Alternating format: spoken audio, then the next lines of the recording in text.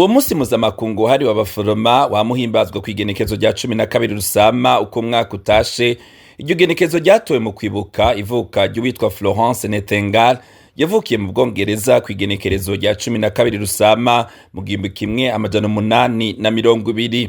Uwo mupfasoni akabazwi nk'uwatanguje ubuhinga bwa none bwo kwitaho abagwayi kubera ibikorwa yakoze mu kuvura abasirikare bakomerekeye ku rugamba rw'ahitwa 𝐃𝐚𝐯 mu kinjana ca 19. Uwo musi watangujwe mu mwaka w'1965 n'ishirahamwe mpuzamakungu ry'abaforoma mu ntumbero yo guha agaciro akazi gakorwa n'abaforoma kw'isi yose.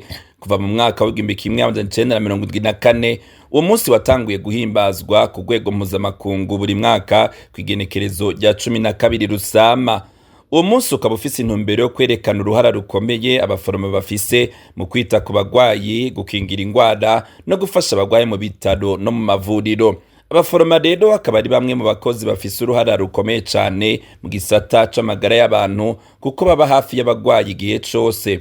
Mu gihe haba ariko harahimbazwa uwo musi mpuzamakungu wahariwe abaforoma, ibihugu bitandukanye birategura ibikorwa birimwo ibiganiro, inyigisho n'imisi yo guha iteka abaforoma kubera akazi gakomeye bakora. Ariko kandi amashirahamwe y'amagara y'abantu abandanya kwibutsa ingorane abaforoma bahura nazo, harimwo ukubura ibikoresho, gukora amasaha menshi hamwe n'ubukene bw'abakozi mu mavuriro amwamwe. Icivugo c'uyu mwaka kikaba gishimikira ku bushobozi abaforoma bafise bwo gukiza ubuzima bw'abantu no gukomeza ibisata vy'amagara y'abantu kw'isi yose.